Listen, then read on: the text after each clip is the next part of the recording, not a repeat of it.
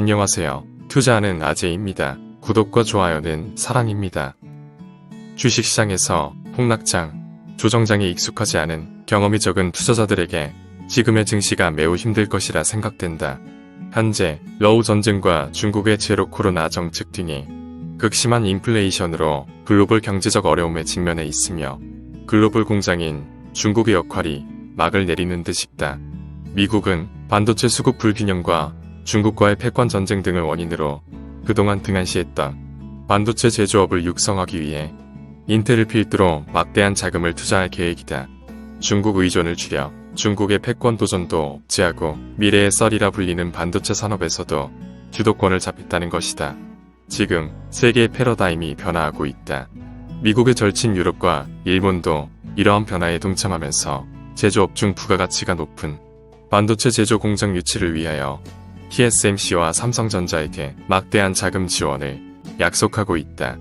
이처럼 세계화에서 다시 자국 제조의 중요성이 부각되는 자국화로 변해가는 과도 기적 시기임을 이해하자 더욱이 코로나 때 마구 풀어버린 유동성이 극심한 인플레이션으로 돌아왔고 러우 전쟁으로 원자재 및 석유, 천연가스 등의 공급 부족에 직면했으며 중국의 제로 코로나 정책으로 수급 불균형은 증폭되었다. 악재의 첩첩산중이다. 이렇게 투자의 위험한 시기에 자본은 위험자산인 주식에서 달러, 채권, 금과 같은 안전자산으로 이동한다. 더욱이 우리나라 같은 신흥국 지수에 편입되어 있는 국가의 자금의 이동 속도는 더욱 빠르다. 어떤 이유가 있어서 달러 자금이 증시에서 빠져나가는 것이 아닌 위기의 기간이기에 자금이 안전자산으로 특히 기축통화인 달러 자산으로 옮겨가는 것이다.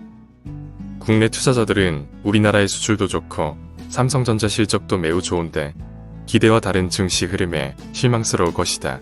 중요한 것은 달러와 같은 안전자산으로 자본이 모여들어 달러 지수와 달러 원 환율이 고공행진 중인 것이다. 더욱이 LG에너지솔루션 상장으로 인한 기관들의 삼성전자 비중 축소, 특히 연기금의 국내 주식 비중 감소 정책 등과 맞물려 더더욱 힘든 증시가 되었다. 지금의 조정장은 펀더멘탈인 문제가 아닌 시장의 흐름인 것을 명심하자 오히려 좁큐의 기회가 될 수도 있다. 역사적으로 비춰봐도 환율이 안정되면 조정이 깊이만큼 큰 상승을 불러왔다.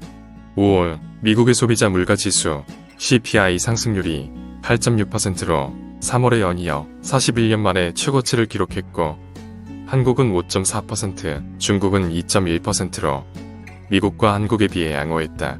하지만 이러한 지표 등을 수치적으로만 평가하여 중국은 인플레이션이 낮고 한국은 미국보다 양호하다고 생각해선 안 된다. 각국의 특성에 따라 인플레이션의 주요 요인은 다르다.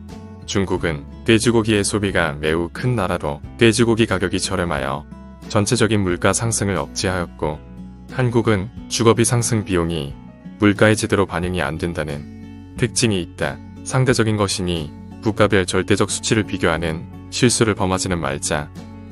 환율 관련해서도 지금 위안화는 달러 대비 강세이다. 전 세계가 미국의 금리 인상에 보폭을 맞추고 있지만 중국은 세계의 흐름과 반대로 저금리를 유지하고 있다.